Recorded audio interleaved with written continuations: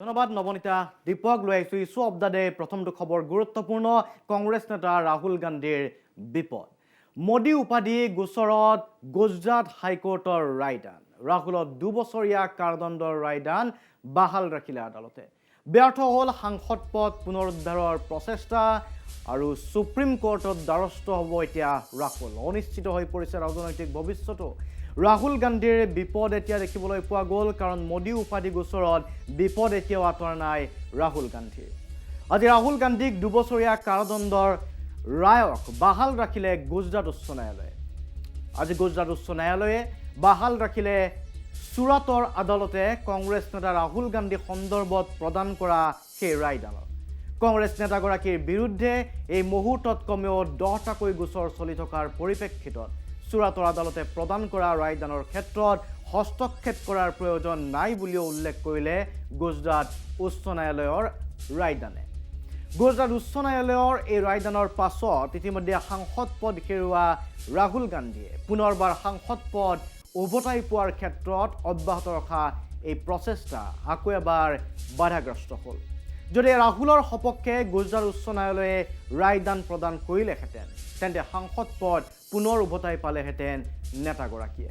কিন্তু কাৰ্যক্ষেত্ৰত ইয়াৰ বিপৰীত হ'ল যাৰ বাবে গুজৰাট উচ্চ ন্যায়ালয়ৰ ৰায়দানৰ বিৰুদ্ধে এতিয়া উচ্চতম ন্যায়ালয়ৰ কাষ চাপিব কংগ্ৰেছ নেতাগৰাকী যদি ৰাহুল গান্ধীক উচ্চতম ন্যায়ালয়ে এই গোচৰত সকাহ প্ৰদান কৰে তেন্তে উভতাই পাব পাৰে সাংসদ পদ তথা 2024ৰ লোকসভা নিৰ্বাচনত অৱতীৰ্ণ হ'ব পাৰিব ৰাহুল গান্ধী কিন্তু যদিহে উচ্চতম ন্যায়ালয়েও ৰাহুল গান্ধীৰ বিপক্ষে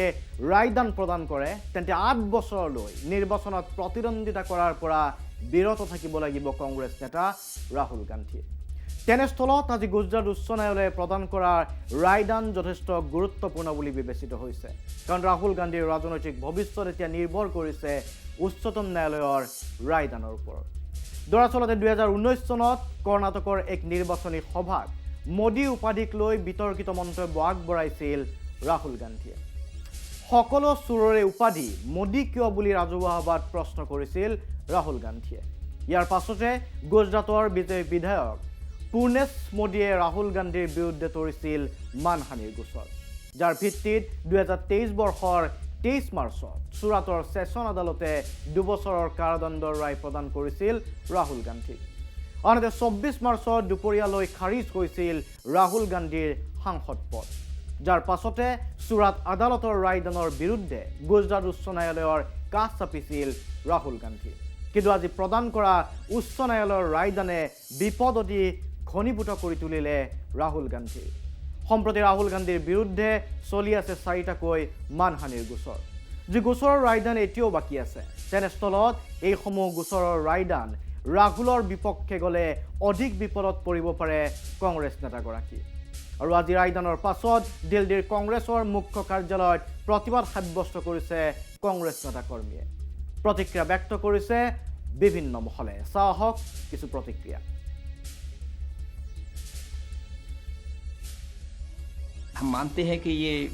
जो तथ्य रिकॉर्ड पे आए गए आ चुके हैं उनके खिलाफ है ये फैसला उन तथ्यों के हिसाब से जैसे पहले जज साहब ने कहा था कि राहुल गांधी को चेतावनी दी गई थी लेकिन उसके बाद फिर उन्हें अपनी ये बात दोहराई ये तथ्य दोनों सामने तारीखें रख दी गई थी कि वो जो चेतावनी का जिक्र सुप्रीम कोर्ट का था वो पहले नहीं हुआ था वो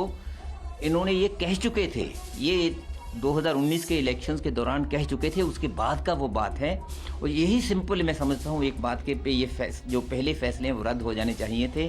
लेकिन हम इज्जत करते हैं फैसलों की अब आगे फिर देखा जाएगा तो हम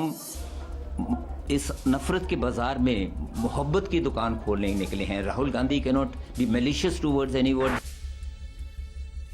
It is very unfortunate that justice has not been prevailed. It is a murder of democracy. But still, the entire country, all the opposition parties and the people of this country stand by Rahulji. He is a great leader who has been fighting across the country to unite country, walking on the streets of this country, fighting against corruption, fighting against unemployment, fighting against price rise. This is the love he has been given to the people of this country.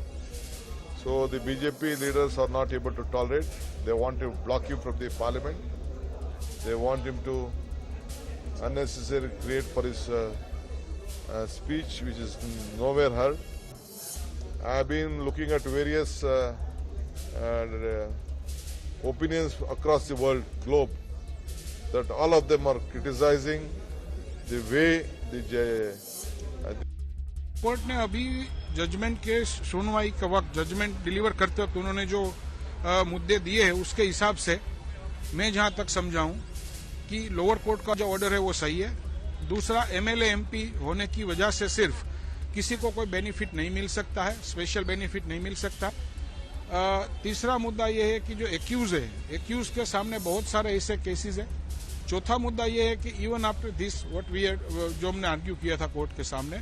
उन्होंने वीर सावरकर जी के सामने भी कुछ उन्होंने statement किए थे जो कि वांधाजनक टिप्पणी थी और इसके लिए भी उनके ऊपर গতিকে এই केस ধৰণে हुआ है। ये हमारी প্ৰতিক্ৰিয়াৰ সৃষ্টি হৈছে। আপোনালোকে দেখিলে ৰাহুল গান্ধীৰ এই ৰায়দানে ৰাহুলক কিছু বিপদত পেলাইছে, কিন্তু এতিয়া উচ্চতম ন্যায়ালয়ত দ্বাৰস্থ হ'ব ৰাহুল, আৰু ৰাহুলৰ ৰাজনৈতিক ভৱিষ্যত কি হ'ব উচ্চতম ন্যায়ালয়ৰ ৰায়দানৰ ওপৰত নিঃসন্দেহে যথেষ্ট পৰিমাণে নিৰ্ভৰ কৰিব।